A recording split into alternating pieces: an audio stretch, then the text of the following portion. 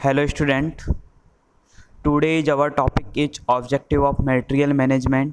हम last class में introduction of material management ख़त्म कर चुके हैं। मैंने आपको लास्ट क्लास में बताया था कि मटेरियल मैनेजमेंट का क्या इंट्रोडक्शन है, मतलब उससे हमें क्या फ़ायदा है, क्या नुकसान है। आज हम पढ़ने वाले हैं कि मटेरियल मैनेजमेंट के क्या क्या ऑब्जेक्टिव हैं। तो आपको पता ही है कि जैसे हमने लास्ट क्लास में पढ़ा था कि ऑब्जेक्टिव उसके क्या क्या हो सकते हैं। जैसे मैं आपके सामने बात करता हूँ, जैसे इकोनॉमी इन मटेरियल कॉस्ट। हमारा जैसे मेन ऑब्जेक्टिव होता है कि जो हमारी जो मटेरियल की कॉस्ट है वो सस्ती हो जाए, मटेरियल की कॉस्ट में इकोनॉमी आ जाए। एफिशिएंट कंट्रोल ऑफ इन्वेंट्री, ठीक है। इसका मतलब आप क्या समझते हो, जैसे मैंने आपको बताया था कि मटेरियल मैनेजमेंट में हम क्या करते हैं कि जितना हमें मटेरियल हमें रिक्वायरमेंट है तो उसमें हम एक इन्वेंट्री कंट्रोल करते हैं, तो उसकी सूची में नियंत्रण करते हैं कि उसका सूची में कैसे कंट्रोल करेंगे। तो यही चीज़ क्या है, मटेरियल मैनेजमेंट है, उसके द्वारा ही हम करेंगे। तो एफिशिएंट कंट्रोल ऑफ इन्वेंट्री। और हम बात करें तो इसका और क्या फ़ायदा है हमें मटेरियल मैनेजमेंट का। मटेरियल मैनेजमेंट का हमें ये फ़ायदा, अगर हम प्रॉपर तरीके से मटेरियल मैनेजमेंट कर रहे हैं तो उसके जो प्रोडक्शन है, जो मटेरियल का प्रोडक्शन है उसका एक एफिशिएंटली फ़्लो हो पाएगा, ठीक है। मटेरियल मैनेजमेंट का एफिशिएंटली फ़्लो हो पाएगा। और क्या क्या ऑब्जेक्टिव हैं इसमें कि हमें मैंने आपको बताया था कि मटेरियल मैनेजमेंट का हमें फ़ायदा क्या है कि हमें कम पैसे हमारा टारगेट होता है कि कम पैसे में हमें अच्छी क्वालिटी मिल जाए, यही हमारा टारगेट था। तो इसमें भी यही है कि हमें राइट प्राइस में, मतलब सही मूल्य में हमें सही क्वालिटी मिल जाए।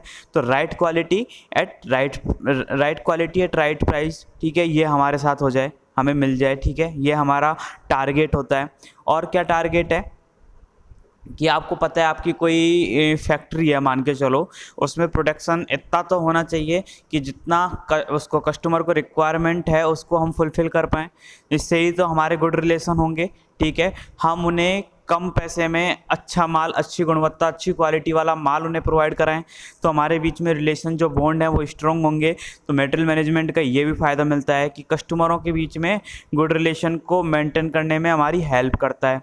और क्या फ़ायदा है इसके कि जो मतलब कंजप्शन है उसका प्रॉपर आइडिया लग जाता है। जो जैसे पता लगे कि मटेरियल मैनेजमेंट के साथ, जैसे आपको पता है कि हमारे अर्थ में कुछ ऐसे सोर्सेज हैं जिनका धीरे धीरे कमी होता जा रहा है, तो उसके लिए हमें मटेरियल मैनेजमेंट की बहुत ज़्यादा ज़रूरत है, जैसे पेट्रोल है ना, फ्यूल वगैरह। तो इनके लिए मटेरियल मैनेजमेंट की ज़रूरत है, तो उसके लिए हम एक प्रॉपर कंजम्पशन के साथ मटेरियल मैनेजमेंट करते हुए आगे बढ़ सकते हैं। तो इसी तरीके से हम क्या करते हैं, हम मटेरियल मैनेजमेंट करते हैं। तो हम एक एक तरीके पढ़ते जाते हैं कि हमारा मेन ऑब्जेक्टिव मटेरियल मैनेजमेंट का क्या है क्या। तो हमने क्या ऑब्जेक्टिव को दो पार्ट में डिवाइड कर दिया है, कौन कौन से, primary objective and secondary objective. Okay, तो फर्स्ट ऑफ ऑल हम बात करते हैं कि हमारे मटेरियल मैनेजमेंट के प्राइमरी ऑब्जेक्टिव क्या क्या हैं। तो हम एक एक पॉइंट्स के लेके बात करते हैं। Number first, planning about efficient material. कि आपको पता है आपके पास कोई फैक्ट्री है तो वहाँ पे आप मटेरियल प्रोड्यूस कर रहे हो, तो जो एफिशिएंट मटेरियल है उनकी प्लानिंग करना, जो हमारे लिए हार्मफुल ना हो, ठीक है, उनके नेगेटिव इम्पैक्ट कम से कम हो, तो ऐसे मटेरियल की प्लानिंग करना, ठीक है। जैसे हम कोई कंस्ट्रक्शन साइट है उसमें हम अच्छे से अच्छा मटेरियल की प्लानिंग करेंगे ना कि हमें ये मटेरियल बेस्ट क्वालिटी का है, इसको हमें यूज़ लेना है। बाइंग, उसको ख़रीदना। रिसीविंग एंड प्रोक्योरिंग, खरीद कर हम उसे प्राप्त करेंगे, ठीक है, हमारे पास हम उसे रिसीव करेंगे। रिसीव करने के बाद हम क्या करेंगे कि मटेरियल मैनेजमेंट में और क्या करेंगे, देखो अब यहाँ से बेसिकली मटेरियल मैनेजमेंट चालू होता है। स्टोरिंग ऑफ मटेरियल को स्टोर करना। अब मैंने आपको लास्ट क्लास में बताया था कि मटेरियल को स्टोर अगर हम कर रहे हैं तो हमारे कुछ एक टारगेट होते हैं। जैसे आपको पता है, जैसे आपने पता लगे कि एक साथ इतना ज़्यादा अमाउंट में मटेरियल मंगा लिया है कि उसकी quality day by day degrade हो जाए। जैसे आपको पता है अगर हम सीमेंट एक साथ मंगा लें तो सीमेंट में अगर मॉइस्चर वो गेन कर ले तो उसमें लम्स फॉर्म हो जाते हैं, जिससे क्या होता है वो अपनी स्ट्रेंथ को खो देता है धीरे धीरे। तो ऐसा ना हो। इन्वेंट्री कंट्रोल, डैट मीन्स जैसे हम कोई मतलब मटेरियल है वो स्टोर कर रहे हैं, ठीक है, तो उससे क्या होगा, हम एक सूची बनाएंगे तो उसको हम कंट्रोल करेंगे। ऐसा नहीं कि हमें ज़रूरत, तो जैसे कंस्ट्रक्शन साइट की ही मैं बात करूं, जैसे हमें ज़रूरत है 4 स्टोरी बिल्डिंग बनाने की और हमने 7 स्टोरी बिल्डिंग का मटेरियल बना लिया है, तो जो एक्स्ट्रा 3 स्टोरी बिल्डिंग का मटेरियल है वो क्या होगा, ख़राब चला जाएगा, तो उसका कंट्रोल करना। Next is supply of material की सप्लाई करना, ठीक है, मटेरियल की एक प्रॉपर सप्लाई हो कि जैसे जितना कस्टमर को रिक्वायरमेंट हो उतना माल हम पहुंचा पाएँ। क्योंकि अगर हम जितना माल उसे रिक्वायरमेंट है पहुंचा पा रहे हैं तो उससे हमारे जो रिलेशन है कस्टमर के साथ वो भी क्या होंगे, मजबूत होंगे।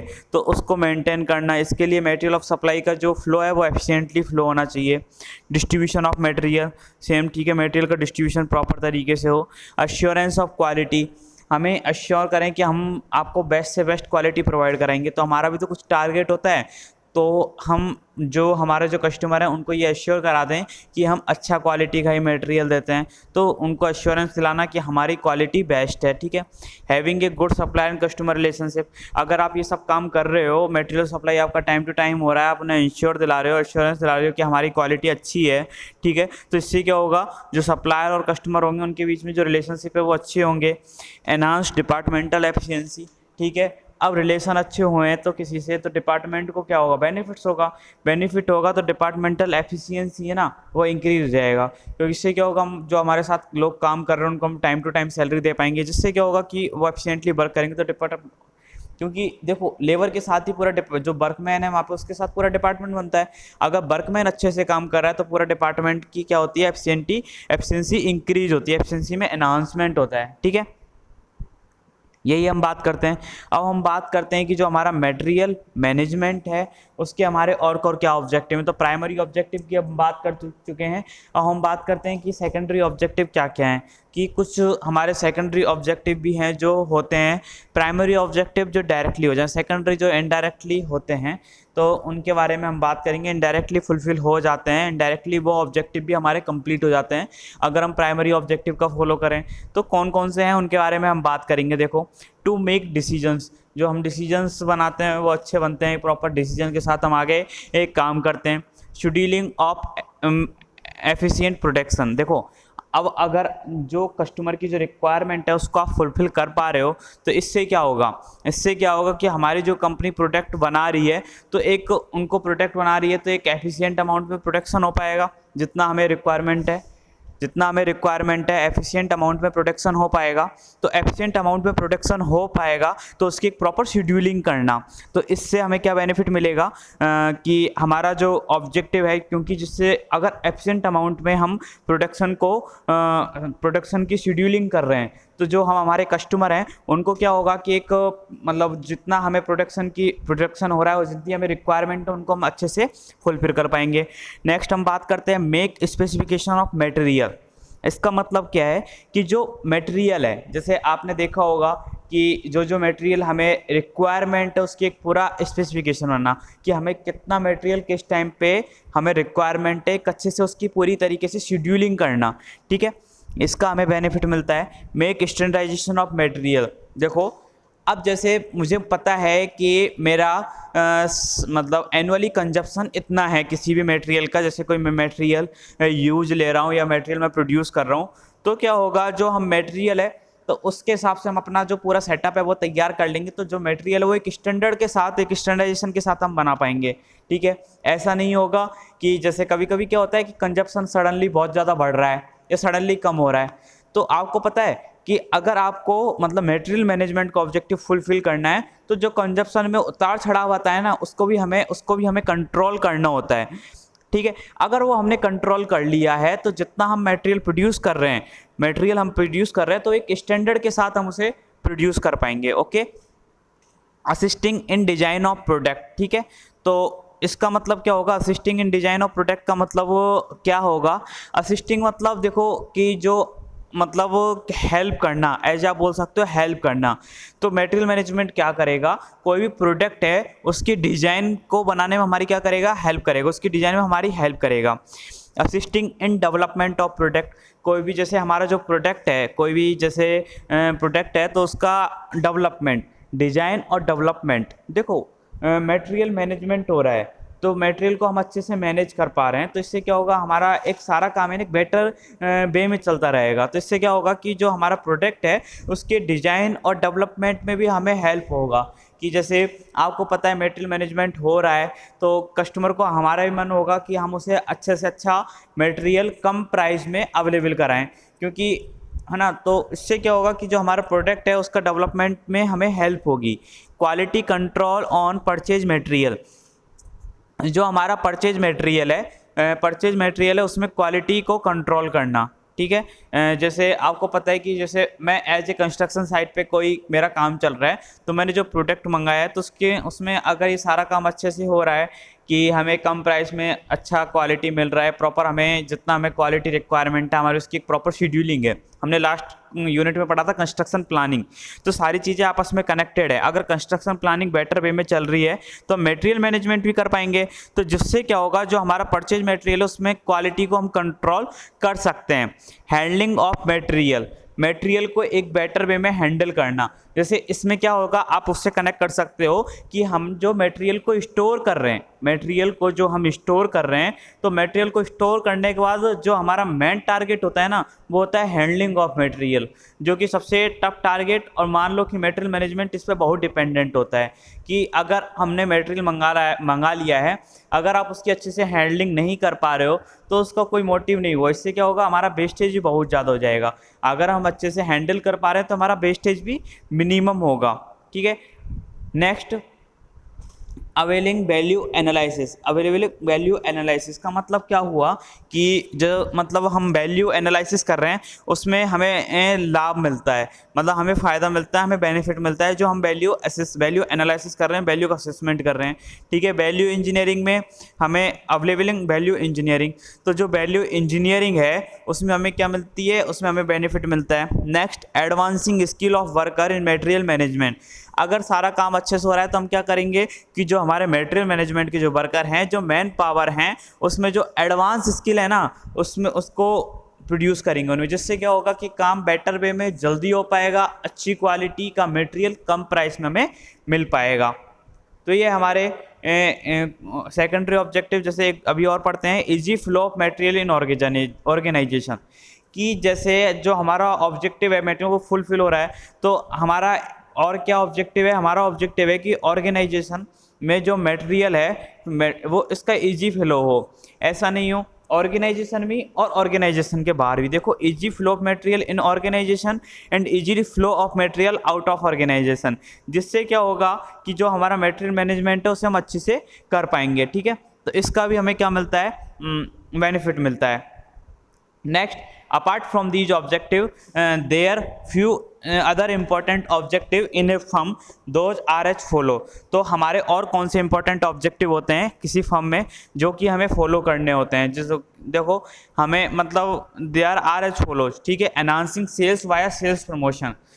अब देखो, आपका जो मटेरियल मैनेजमेंट है वो अच्छे से हो पा रहा है, तो हमारा कुछ और ऑब्जेक्टिव होते हैं कि हमारा जैसे मटेरियल का जो प्रोडक्शन है उसका इजी फ्लो हो, ठीक है। जो वहाँ पे मैन पावर काम कर रहे हैं उनको एक प्रॉपर काम मिल पाए, तो इसके लिए हमें क्या होता है कि सेल्स प्रमोशन की हमें ज़रूरत पड़ती है। तो सेल्स प्रमोशन के हेल्प से हम जो सेल्स है हमारी उसको एनहांस करें। मैक्सिमाइजेशन ऑफ बेनिफिट, जो बेनिफिट है हमारा उसके प्रॉफिट है उसको हम इंक्रीज करें, क्योंकि अगर वो हमने अच्छे तरीके से इंक्रीज कर लिया है जो हमारा बेनिफिट है, तो उससे हमें क्या बेनिफिट मिलेगा, अच्छे वे में हमने इंक्रीज कर लिया है तो हमारा जो मटेरियल का फ्लो है वो अच्छे से हो पाएगा और हम कम पैसे में अच्छी क्वालिटी हम प्रोवाइड करा पाएंगे। Announcement of in service of customer, जो मतलब जो हम प्रोडक्ट है जिसकी हम सर्विस कर रहे हैं, तो कस्टमर में एक प्रॉपर वे में इजी फ्लो में सर्विस हो, क्योंकि ये होगी तो हुई तो जो कस्टमर है और जो प्रोड्यूसर उसके बीच में एक अच्छे रिलेशन बन पाएंगे। Next, globalisation of sales of product, से हमारी जो प्रोडक्ट की सेल है उसको ग्लोबलाइजेशन करना। Meeting the transformation in technology, जो टेक्नोलॉजी है उसमें बदलाव के लिए एक प्रॉपर मीटिंग करना, जिससे हम अच्छी क्वालिटी का मटेरियल कम टाइम में और कम पैसे में हम प्राप्त कर पाएँ। Next, having a good employer and employ relationship, जो एम्प्लॉयर होता है और एम्प्लॉय उनके बीच में एक अच्छी रिलेशनशिप होना, ठीक है। Decrease in manufacturing cost and other cost, हमारे टारगेट होता है कि हमारी जो मैन्युफैक्चरिंग कॉस्ट है, अदर कॉस्ट है, उसको कम करना। ऑब्जेक्टिव्स ऑफ सोशल, ठीक है, सोशल के ऑब्जेक्टिव उनको पूरा करना। जैसे आप बोल सकते हैं कि जो हम मटेरियल प्रोड्यूस कर रहे हैं वो हमारे एज मतलब किसी ना इनडायरेक्टली या डायरेक्टली जो सोशल है उसमें हेल्प करे, तो इस तरीके का कि सोशल के लिए कोई नेगेटिव इम्पैक्ट ना हो, तो ये हमारा ऑब्जेक्टिव होता है। The outcome of all these objective can listed as given below, तो हमारे इसके कुछ आउटकम होते हैं वो ऑब्जेक्टिव के, तो कौन कौन से आउटकम होते हैं उनके बारे में हम बात करते हैं। Regular uninterrupted supply of raw material to ensure continuity of production. ठीक है, प्रोडक्शन की कंटिन्यूटी मतलब जो हमारा जो प्रोडक्शन हो रहा है उसकी कंटिन्यूटी को इंश्योर करने के लिए, अब प्रोडक्शन आप कोई प्रोडक्ट बना रहे हो तो उसके लिए आपको क्या ज़रूरत पड़ेगा, आपके लिए रॉ मटेरियल की ज़रूरत पड़ेगी। तो रॉ मटेरियल का अनइंटरप्टेड तरीके से मतलब बिना रोक टोक के सप्लाई हो जाए, जिससे आप अच्छे से जो मटेरियल प्रोड्यूस कर रहे हो कर पाएँ। ठीक है, by providing economy in purchasing and minimising waste it leads to higher productivity. ठीक है, जो परचेजिंग है और परचेजिंग में इकोनॉमी प्रोवाइड करना और वेस्ट को मिनिमाइज करना, तो हमारे टारगेट होता है, जिससे क्या होता है कि हमारी जो प्रोडक्टिविटी है वो इंक्रीज होगी। To minimise storage and stock control cost. ठीक है, स्टोरेज और हमारी जो स्टॉक कंट्रोल कॉस्ट है उसको मिनिमाइज करना। ठीक है, by minimising cost of production to increase profit. ठीक है, हमारा जो प्रॉफिट है उसको इंक्रीज करने के लिए जो प्रोडक्शन है उसको प्रोडक्शन की जो कॉस्ट है उसको कम करना। To purchase item of best quality at the most competitive price. ठीक है, जो मतलब आइटम आप परचेज कर रहे हो वो अच्छी क्वालिटी का हो और बेस्ट कम्पिटिटिव प्राइस हो उसकी, मतलब ऐसा नहीं कि मार्केट में उसी टाइप का आइटम एक सस्ते प्राइस में आपको मिल रहा है, कम प्राइस में आपको मिल रहा है, तो ऐसा ना हो। ठीक है, हमारे पास बेस्ट प्राइस हो और जो मटेरियल उसकी क्वालिटी भी क्या हो, बेस्ट हो। नेक्स्ट हम बात करते हैं कि मटेरियल मैनेजमेंट का क्या पर्पज़ है, मटेरियल मैनेजमेंट के पर्पज़ क्या क्या है। To gain economy in purchasing में इकोनॉमी को प्राप्त करना, गेन करना। To satisfy the demand during period of replenishment, मतलब कोई भी मटेरियल उसकी दोबारा आपूर्ति कर रहे हैं तो उसकी जो डिमांड है उसकी सेटिस्फाई करना। अगर वो आप डिमांड सेटिस्फाई कर रहे हो तो जो कस्टमर और प्रोड्यूसर उसके बीच में अच्छे रिलेशन बन पाएंगे। To carry reserve stock to avoid stock out. कई बार आपने देखा होगा कि मटेरियल की डिमांड सडनली बढ़ जाती है तो सडनली स्टॉक आउट हो जाता है, तो स्टॉक आउट से बचने के लिए रिजर्व स्टॉक को साथ में लेते हुए चलना। To stabilise fluctuation in consumption. कई बार आपको पता है क्या होता है कि कंजप्शन में सडनली मतलब इंक्रीमेंट और डिक्रीमेंट होता है, तो जो कंजप्शन में जो सडनली उतार चढ़ाव होता है ना उसको स्टेबलाइज करना। To provide reasonable level of client service. जो क्लाइंट सर्विस को जो हमारी क्लाइंट सर्विस है, जो हमारे मतलब कस्टमर, उनको एक रीजनेबल लेवल प्रोवाइड करना। ठीक है, ये हमारे पर्पज होते हैं मटेरियल मैनेजमेंट के। नेक्स्ट हम बात करते हैं 4 basis need of material management, कि हमें मटेरियल मैनेजमेंट की ज़रूरत क्यों पड़ी। ठीक है, to have adequate material on hand when needed. जब हमें सामान की ज़रूरत हो जितना तो उतना एडुकेट मटेरियल हमें मिल जाए। ठीक है, टू पे the lowest possible price consisting with quality and value requirement for purchase material. ठीक है, क्वालिटी को कंसिस्ट करना एट लोएस्ट प्राइस में। ठीक है, जिससे जो हम मटेरियल परचेज कर रहे हैं उसकी रिक्वायरमेंट हमारी फुलफिल हो जाए। To minimise the inventory investment. जो मतलब इन्वेंट्री इन्वेस्टमेंट है उसको मिनिमाइज करना, जिससे क्या हो कि हम अगर एक साथ स्टॉक कर लेंगे तो मटेरियल ख़राब होने के चांसेस कई बार बढ़ जाते हैं। ठीक है, तो जितना हमें मटेरियल, तो इसके लिए आपने पढ़ा होगा कंस्ट्रक्शन प्लानिंग में हम मटेरियल शेड्यूलिंग करते थे। टू ऑपरेट एफिशिएंटली ऑपरेट करना, ये हमारे नीड होते हैं मटेरियल मैनेजमेंट की, इसलिए हमें ज़रूरत पड़ी। नेक्स्ट हम बात करते हैं कि organisation of material management department, कि जो मटेरियल मैनेजमेंट डिपार्टमेंट है उसके क्या क्या ऑर्गेनाइजेशन है। तो एक प्रॉपर प्लानिंग, डायरेक्शन, कंट्रोल और कोऑर्डिनेशन, ये एक्टिविटी को एक प्रॉपर वे में फैसिलिटेट करने के लिए हमें क्या करते हैं, फैसिलिटेट करने के लिए हमें एक सेपरेट डिपार्टमेंट की ज़रूरत पड़ती है, उसका नाम बोलते हैं मटेरियल मैनेजमेंट। तो नीचे आप एक डायग्राम देख रहे होंगे, उसमें ऊपर लिखा हुआ है प्रेसिडेंट, एक flow diagram, president of enterprises. जैसे मैं कोई भी फैक्ट्री या कोई भी कंपनी, उसका एक प्रेसिडेंट होता है, उसमें एक हिस्सा होता है मटेरियल मैनेजर का। एक मटेरियल मैनेजमेंट एक अलग से डिपार्टमेंट होता है, तो उसको हैंडल कौन करता है, मटेरियल मैनेजर। और उसके अंडर में कौन कौन काम करता है, इन्वेंट्री कंट्रोल मैनेजर, जो कि जो मटेरियल का जो सूची है, मतलब जितना मटेरियल हमें जरूरत है उसमें कंट्रोलिंग। परचेजिंग कंट्रोल मैनेजर, ठीक है, traffic control manager and production control manager. ये 4 मैनेजर होते हैं जो कि क्या करते हैं कि जो मटेरियल मैनेजमेंट है उसको देखते हैं और उनमें कंट्रोलिंग पावर को हेल्प करते हैं। जैसे परचेजिंग कंट्रोल मैनेजर की बेस्ट क्वालिटी हमें बेस्ट प्राइस में मिल जाए। ट्रैफिक कंट्रोल मैनेजर की जो प्रोडक्शन का फ्लो है वो इजीली हो जाए, उसको ध्यान रखता है। प्रोडक्शन कंट्रोल मैनेजर की जो मटेरियल प्रोड्यूस कर रहे हैं वो जितना हमें रिक्वायरमेंट है उतना मटेरियल हमें टाइमली प्रोड्यूस हो, मतलब उतना हमें हमारी जो रिक्वायरमेंट है उसको फुलफिल कर पाए। Okay, thank you. Next class में हम पढ़ेंगे फंक्शन ऑफ मटेरियल मैनेजमेंट।